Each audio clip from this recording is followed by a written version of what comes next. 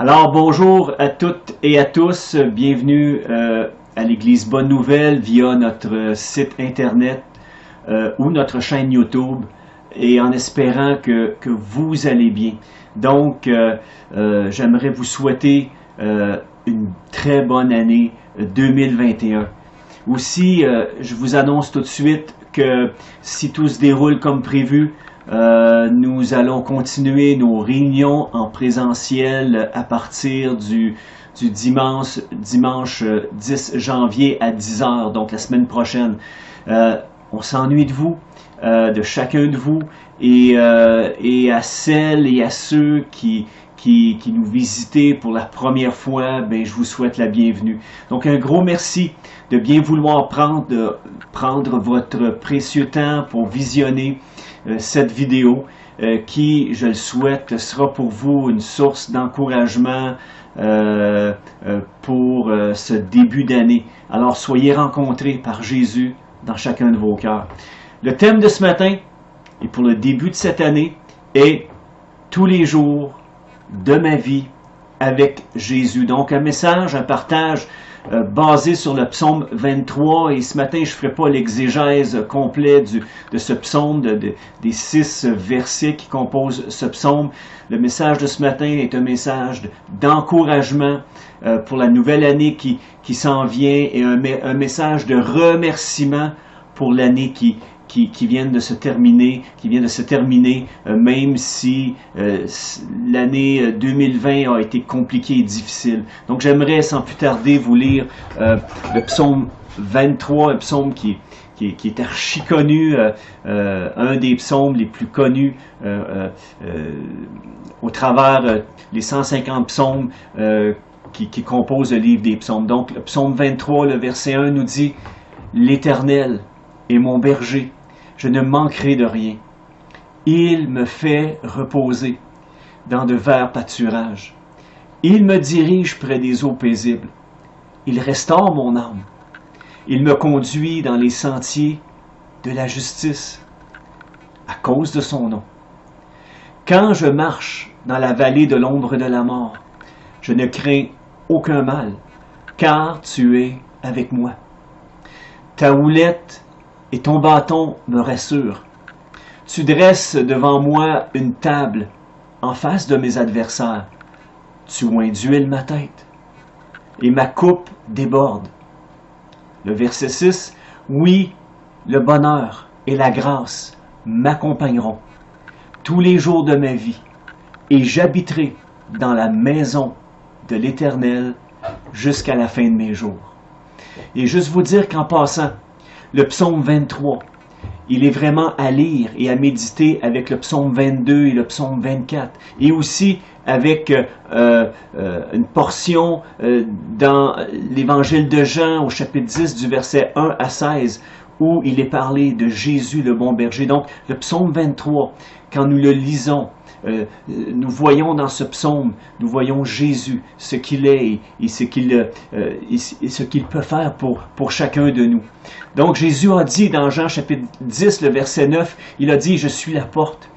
Celui qui entre en passant par moi sera sauvé. » Jésus est la porte, il est le chemin, il est la vérité, il est la vie qui nous permet d'avoir cette vie éternelle avec Dieu, avec le Père. Il pourra entrer et sortir, il trouvera sa nourriture. Le voleur ne vient uniquement que pour dérober, pour tuer, pour détruire. Moi, je suis venu pour que les humains aient la vie et qu'elle l'ait en abondance. Jésus a dit, je suis le bon berger. Le bon berger est prêt à donner sa vie pour ses brebis. Et c'est ce que Jésus a fait il y a 2000 ans, quand il est mort sur la croix, quand pour chacun de nous, il s'est fait rédempteur, il s'est fait celui qui, juste pour des injustes, a pris nos fautes. Fautes de chacun de nous, il les a pris sur lui, afin que nous soyons pardonnés, que nous soyons rachetés, que nous soyons reconnectés avec Dieu, notre Père Céleste. Donc, le psaume 23, quel psaume merveilleux pour commencer l'année 2021. Jésus, le bon berger, n'est-ce pas celui qui t'a entouré qui t'a relevé, qui t'a soutenu, qui t'a protégé dans chaque moment de ta vie tout au long de l'année 2020 qui vient tout juste de se terminer. Personnellement, pour moi, la présence de Jésus à mes côtés est au centre de ma vie et c'est ce qui m'a donné la force d'avancer. Et là, c'est ma ferme assurance pour cette nouvelle année qui commence, qu'avec Jésus, je ne manquerai de rien, qu'avec lui, nous ne manquerons de rien, que dans la mesure où nous mettons notre confiance en lui, dans la mesure où lui, il pourvoit nos besoins pour nous aider à être ce qu'il désire que nous soyons et faire ce qu'il désire que nous fassions pour sa gloire et pour son honneur. Jésus, il est mon berger, mon bon berger, il est ma paix, il est ma profonde sécurité. Toutes les expériences que nous avons vécues au cours des 12 derniers mois nous ont peut-être paru super compliquées. Parfois, nous avons dû traverser des situations douloureuses avec des charges émotionnelles vraiment très intenses. Et en plus de ça, il y a eu en mars dernier l'explosion de cette pandémie à l'échelle planétaire qui a généré toute une dynamique d'incertitude, d'interrogation, d'isolement et de longs moments d'attente. Donc ce virus, en quelque sorte, cette COVID-19 nous a forcés à planifier et à préparer nos réunions d'une façon différente et à nous expulser, je vous dirais, littéralement de nos zones de confort. Toute cette situation a suscité cette question-là en moi, a réveillé cette question-là en moi. Maintenant, Seigneur, et cette question était, maintenant, Seigneur, comment veux-tu que nous fassions les choses pour continuer à atteindre les besoins de notre communauté, de l'Église et de notre communauté, de notre ville ici, à Sainte-Terre. Donc, je peux vous dire tout de suite qu'avec la grâce de Dieu, avec la direction de son Esprit, nous apprenons et nous avons appris à surfer sur cette vague. Et laissez-moi vous partager brièvement que dans le cas de mon épouse et de moi-même, cela a vraiment engendré, créé une tension, un stress énorme de mettre en place les choses pour que nous ayons des rassemblements et que tous les gens se sentent accueillis, confortables, d'une façon qui est confortable, tout en respectant et en appliquant les règles de la santé publique. Jésus, je peux vous dire qu'il a été avec nous dans chacune des étapes du processus, dans chacune de nos journées de 2020. Je vous assure que Jésus a été réellement avec nous, présent au milieu de nos vies. Tout ça pour dire que Jésus, notre bon berger, voit dans chacun de nos parcours personnels une occasion de nous faire grandir, même au travers ces situations-là qui nous dépassent. Jésus nous donne cette occasion d'aller vers lui, de nous ressourcer, de nous rapprocher de lui, de nous connecter avec plus d'intensité et d'intimité avec lui.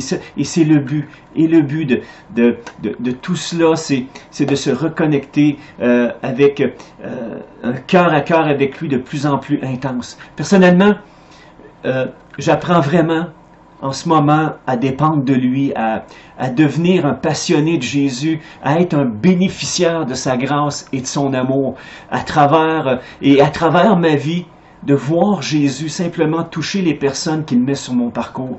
Dieu n'est absolument pas, et je déclare ce matin, que Dieu n'est absolument pas limité par nos problèmes et par nos limitations humaines. L'apôtre Paul a écrit dans l'Épître aux Philippiens, le chapitre 4 et le verset 12 et 13, et vous pourrez le relire par la suite.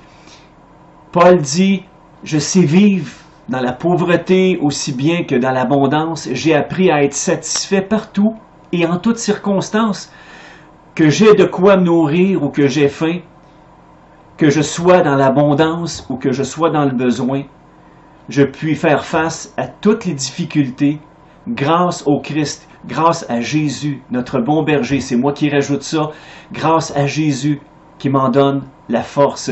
Grâce à Jésus qui nous en donne la force de traverser ce que nous avons à traverser présentement. Les verts pâturages et les eaux paisibles, de ce que nous avons lu du psaume de ce matin, les verts pâturages et les eaux paisibles, c'est en plein ça. Ce sont les éléments qui sont constamment accessibles par la présence constante de Jésus à nos côtés. Jésus nous a fait vraiment cette promesse dans Matthieu, le chapitre 28 et le verset 20, qui nous dit, et Jésus a dit, « Soyez-en persuadés, je suis moi-même avec vous chaque jour jusqu'à la fin du monde, jusqu'à temps ce que Jésus revienne nous chercher, nous amène pour l'éternité avec lui. » Donc cette promesse-là m'a constamment permis de garder ou de reprendre mon calme, même dans mes moments les plus sombres, et je suis convaincu que chacun d'entre nous, chacun et chacun, on a vécu des moments difficiles, des moments sombres, mais qu'avec Jésus, on a vu le bout du tunnel, que dans ces moments sombres et les crises les plus angoissantes, Jésus a été là, au milieu de nos vies, pour nous aider à continuer à marcher. Dans Genèse, chapitre 28, le verset 15, la parole de Dieu nous dit, et Dieu parle à Abraham, il dit, Abraham, je suis avec toi. Il dit, je te protégerai partout où tu iras, je te ramènerai dans ce pays, je ne t'abandonnerai pas, je ferai tout ce que j'ai promis à ton endroit au travers ce que je t'ai promis au travers de mes promesses. Et c'est ce que Dieu a dit à Abraham, ces mêmes principes, ces mêmes promesses s'appliquent à nous aussi, que Dieu nous promet de ne jamais nous abandonner. Dieu a dit la même chose aussi à Josué au chapitre 1, verset 5, il dit, durant toute ta vie, personne ne pourra te résister, car je serai avec toi comme j'ai été avec Moïse. Jamais je ne t'abandonnerai jamais, je ne te laisserai sans secours. Et c'est cette même promesse aujourd'hui, au travers ce que tout croyant en Jésus peut vivre, c'est cette même promesse qui s'applique à nous, que jamais, jamais Jésus ne va nous abandonner ou qui va nous laisser sans secours. Mais toujours, pour ceux qui se confient en lui, Jésus va être notre secours dans nos détresses. Dans Hébreux, l'Épître aux Hébreux, au chapitre 13, le verset 5, ça nous est dit, votre conduite ne doit pas être déterminée par l'amour de l'argent. Contentez-vous de ce que vous avez, car Dieu dit, je ne te laisserai pas, je ne t'abandonnerai pas. Encore une promesse du fait que si premièrement on recherche Dieu de tout notre cœur, et Jésus nous en a parlé dans ce fameux sermon sur la montagne dans l'évangile de Matthieu du chapitre 5 au chapitre 7, où est-ce qu'il est dit dans Matthieu 6 que si nous cherchons premièrement le royaume de Dieu, si nous recherchons Dieu de tout notre cœur premièrement, que Dieu allait pourvoir à nos besoins et allait permettre que toute chose nous serait donnée par-dessus si premièrement, nous le recherchions de tout notre cœur, d'abord et avant tout. Est-ce que tu recherches Jésus de tout ton cœur ce matin? Le bonheur et la grâce, nous est dit au verset 5 et 6, le bonheur et la grâce, dans le psaume le psaume 23, le verset 5 nous est dit, le bonheur et la grâce m'accompagneront quand je marche avec Jésus, tout simplement. Donc, le bonheur et la grâce m'accompagnent quand je marche avec Jésus, quand je cherche à tous les jours à vivre cette intimité-là avec lui et que je le laisse toucher ma vie, toucher mon cœur, me transformer. Quelqu'un a dit ceci, que même si le tableau que me présente l'humanité déchue, me pousse à perdre espoir, je garde au fond de mon cœur une joie profonde, celle d'appartenir au bon berger. Donc, aussi nombreux que soient les défis, que soient les obstacles qui sont devant nous, nous ne perdons pas courage parce qu'on ne s'appuie pas sur nos forces personnelles, sur nos ressources personnelles pour surmonter nos difficultés et nos limitations, humaine, mais nous nous appuyons sur Jésus-Christ, le roi des rois, le bon berger, et nous appuyons sur la grâce de Dieu qui est toute suffisante pour nous aider à traverser ce que nous avons à traverser. Donc, ce bonheur et cette grâce infinie de Dieu pour moi sont absolument inaltérables, inépuisables, parce qu'ils jaillissent d'une source éternelle, de la vie éternelle, du cœur même de Dieu. Alors, je veux me souvenir, aujourd'hui, ce matin, en 2021, je veux me souvenir constamment de la fidélité de Dieu en Jésus-Christ, mon berger, mon sauveur et mon maître. Souvent, quand nous mettons inconsciemment un accent sur nos problèmes et sur tout ce qui vient nous accabler, remarquez bien ceci. Nous avons tous cette tendance, cette malheureuse tendance, cette fâcheuse tendance à perdre la mémoire en ce qui concerne les promesses que Dieu nous a faites dans sa parole. Je vous encourage ce matin à prendre un petit calepin, à prendre un bout de papier et faites-en votre priorité aujourd'hui, à prendre un instant en ce début d'année 2021 pour dresser une liste et de réfléchir sur toutes les façons dont le Seigneur Jésus s'y est pris en 2020 pour démontrer sa fidélité envers vous. C'est sûr et certain qu'en 2020, Dieu a agi dans vos vies. Il a fait quelque chose, que ce soit une petite chose, que ce soit une délivrance, que ce soit qu'il a répondu financièrement à vos besoins ou spirituellement, ou qu'il y avait quelque chose dans votre cœur et qui vous en a délivré. Il y a sûrement quelque chose que Jésus a fait en 2020. Et ce que je vous demande, ce que je vous propose ce matin, c'est de dresser une liste de toutes les choses que vous avez été témoin dans votre relation avec Dieu, dans votre vie, où est-ce que vous avez vu Dieu intervenir, ça peut, dans votre famille, dans vos enfants, mais vous avez vu Dieu intervenir. Et Jésus, notre bon berger, intervenir d'une façon concrète dans vos vies.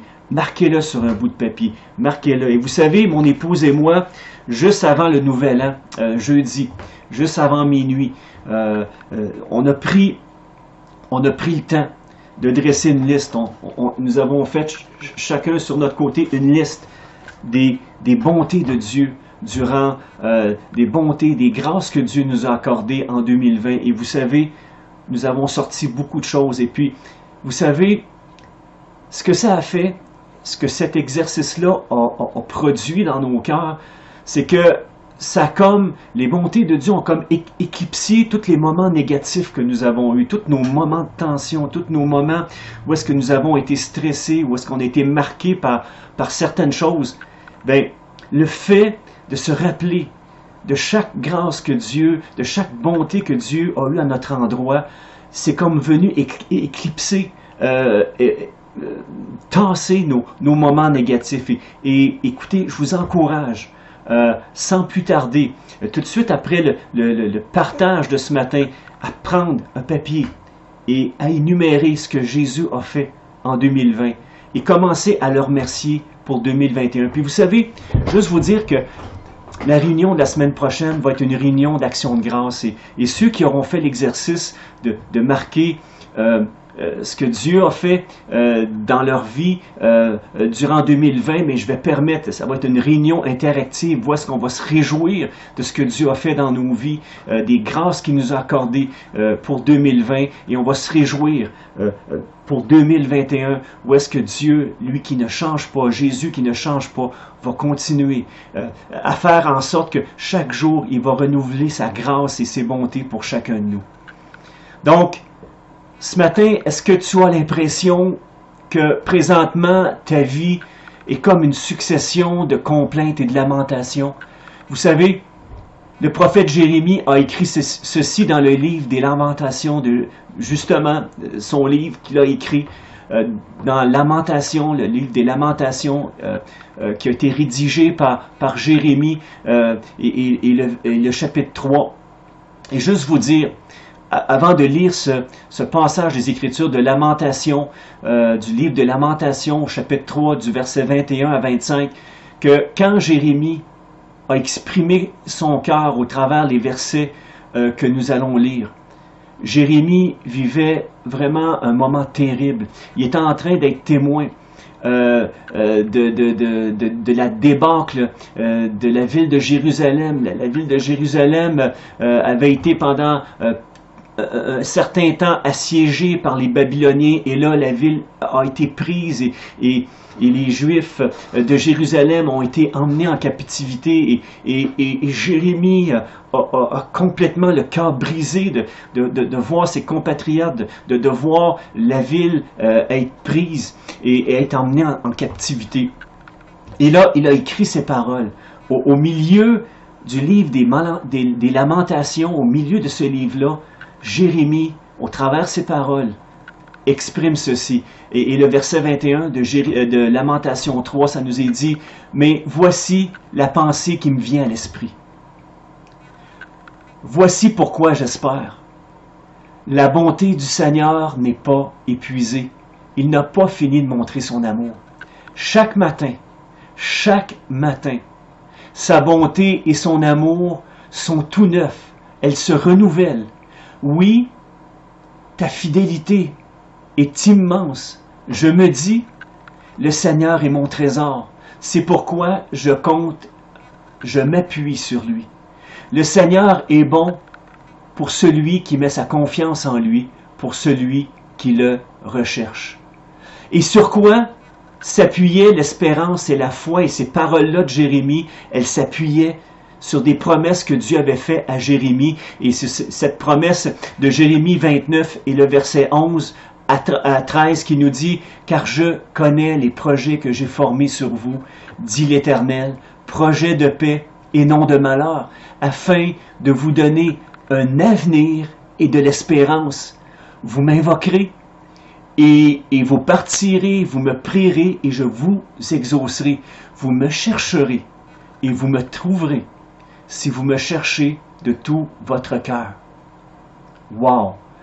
Jérémie, au travers la débâcle, au travers sa situation désespérante, s'est appuyé sur les promesses de Dieu. S'est appuyé sur le fait que la bonté de Dieu, même au travers de nos pires difficultés, la bonté de Dieu ne change pas. Que Jésus, notre bon berger, qui prend soin de chacun de nous, qui nous connaît mieux que nous-mêmes, sait qu'est-ce que nous avons le plus besoin dans nos vies et pourvoit à chacun de nos besoins spirituels, physiques, matériels, mais tout commence par le cœur, tout commence par une proximité, une relation personnelle avec notre Seigneur Jésus. Tout commence là. Tout commence, notre source de joie, d'abondance, de paix vient de notre relation avec celui qui est la paix, avec celui qui est le chemin, la vérité et la vie, qui est le rocher de notre salut, sur lequel nous pouvons à chaque jour appuyer notre foi sur Jésus-Christ. J'aimerais terminer ce matin avec cette affirmation et cette simple réflexion. Le bonheur et la grâce, nous dit au verset 6 du psaume 23, le bonheur et la grâce m'accompagneront tous les jours de ma vie. Jésus, il est avec moi. Il a promis d'être avec moi. Il a promis d'être avec nous tous les jours jusqu'à la fin, jusqu'à son retour, jusqu'à temps qu'il vienne nous chercher tout simplement. Chaque matin, en me levant, j'ai cette absolue certitude que Jésus, mon berger, va me diriger. Il va me restaurer, il va restaurer mon âme, il va me ressourcer pour m'aider à accomplir la volonté de Dieu notre Père Céleste. Prions ensemble ce matin. J'aimerais que nous puissions prier ensemble. Donc, penchons nos têtes et prions ensemble. Seigneur Jésus, toi, mon merveilleux et puissant berger, merci pour tout ce que j'ai vécu pendant l'année 2020. Merci je te rends grâce pour les nombreuses bénédictions et tous les bienfaits que tu m'as accordés. malgré mes erreurs de parcours, malgré mon entêtement parfois à vouloir marcher selon ma propre volonté au lieu de me soumettre à la tienne, tu as suscité en moi par ta grâce une attitude de repentance qui a amené un retour à toi tout simplement. Jésus, je veux juste te dire que je te consacre cette année 2021 avec cette assurance que c'est toi qui es la source de ce bonheur et de cette grâce qui m'accompagne, qui vont m'accompagner tous les jours de l'année 2021 et de ce qui me reste à vivre sur cette terre. Donc, Jésus, je te remercie. Je te remercie pour ton amour, pour ta grâce, pour ta fidélité. Je veux te remercier parce que, Seigneur, tu es celui qui nous garde, qui est tellement fidèle, que quand nous crions à toi, tu nous entends. Quand nous cherchons ta volonté, tu nous montres exactement au travers ta parole, au travers la Bible, tu nous montres le chemin que nous devons suivre, au travers ton esprit qui agit en nous et qui nous fortifie. Tu nous aides à vraiment accomplir ta volonté, accomplir les œuvres à lesquelles tu as préparé d'avance pour nous afin que nous puissions les pratiquer. Seigneur Jésus, ce matin, de tout mon cœur, je te remercie. Je te remercie pour mes frères, pour mes sœurs, pour l'Église Bonne Nouvelle, pour notre communauté, pour Sainte-Terre, pour ce que tu vas faire pour 2021. Père, dans le nom de Jésus, je te remercie pour cette grâce que tu déploies au travers chacune de nos vies. Amen. Que Dieu vous bénisse et passez une très belle année 2020.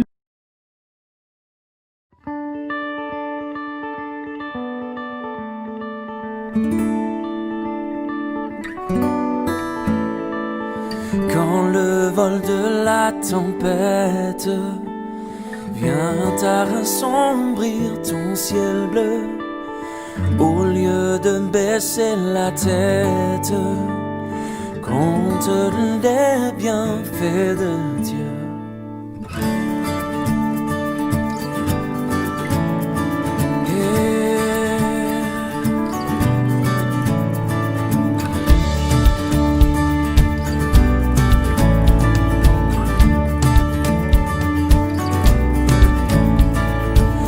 Sur la route glissante, tu chancelles sous ta croix. Pense à cette main puissante qui t'a béni tant de fois.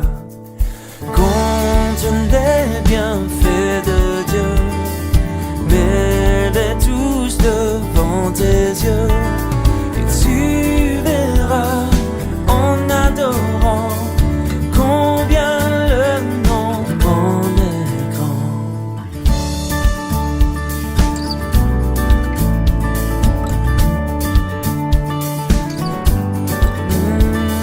Si tu perds dans le voyage plus d'un cher et doux trésor, pense au divin héritage qui là-haut te reste encore.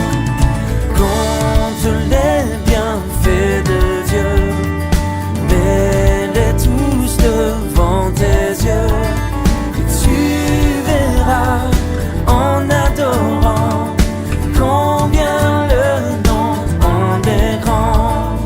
Compte les bienfaits de Dieu, mets-les tous devant tes yeux, et tu verras en adorant combien le nom en est grand.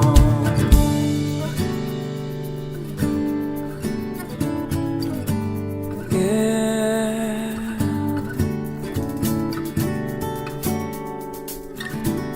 Compte les bienfaits.